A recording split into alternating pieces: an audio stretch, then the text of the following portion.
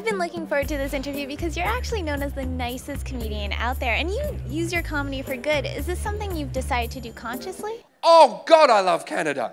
You have same-sex marriages, you're bilingual, and you have Braille on your banknotes. It's the only country in the world in which blind French lesbians can get married and pay for it in cash.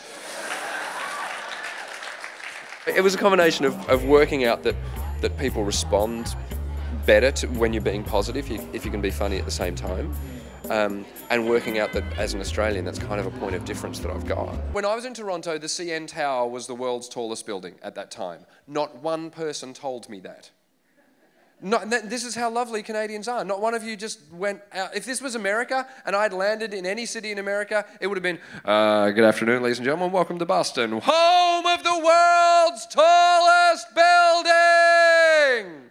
Not one Canadian told me or bragged. The only reason I knew it was the world's tallest building, because I was staying at a hotel, I went down to reception and said, what should I do today? And the guy went, oh, maybe you should check out the CN Tower.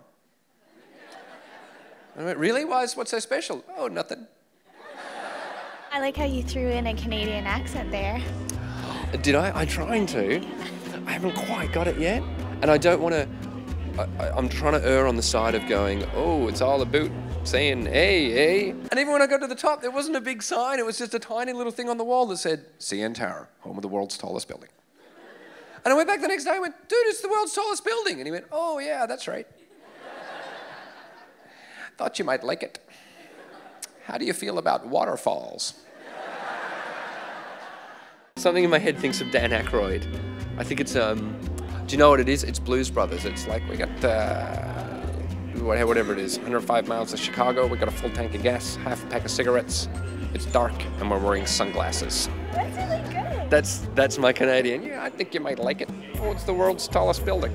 Have you noticed that Canadians and Australians kind of speak the same way? We have that insecurity? Oh, yes, and that is an Australian thing. There are some Australians that will do that. In Queensland, Queenslanders are renowned for going, yeah, we went down the pub last night, eh? And it's a slightly different inflection on the A, but it happens in Canada as well. Yeah, it must be. And I would say, I would imagine Canadians would do it because you're next to America. America gets all the attention, so you feel a bit insecure about yourselves. So then you have to go, A. See, Americans are amazing because wherever you are in the world, you walk tall. You can always tell an American by the way they walk. You see people getting on a plane and they're loaded down with baggage or they're just kind of looking around. But Americans will walk onto a plane with just like, hey, I'm American. World's strongest economy. That's right, world's most powerful nation. I'm American. It's just in the way you walk. It's amazing. Funny thing is, your economy's fucked now, isn't it? And it's only about 30 years to go before China overtakes you. How's that going to be on that one day that every Chinese peasant woman in a field just goes, oh.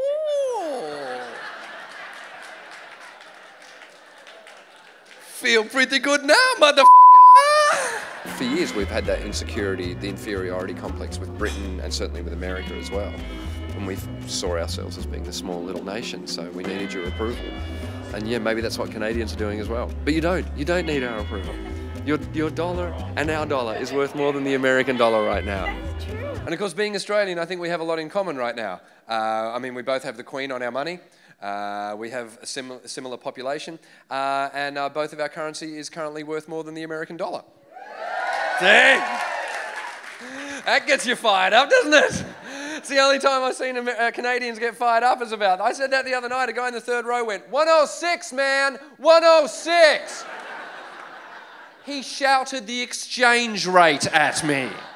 Do you find that comedy, with their social commentary and everything, kind of helps shape the world? I remember a line in MASH, of all shows, where someone said, are you trying to change the world? And they said, no, just our little corner of it.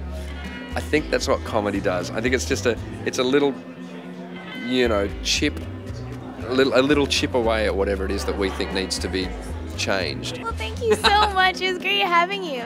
Thank you. Well done. That was an excellent interview, Veronica. Thank you.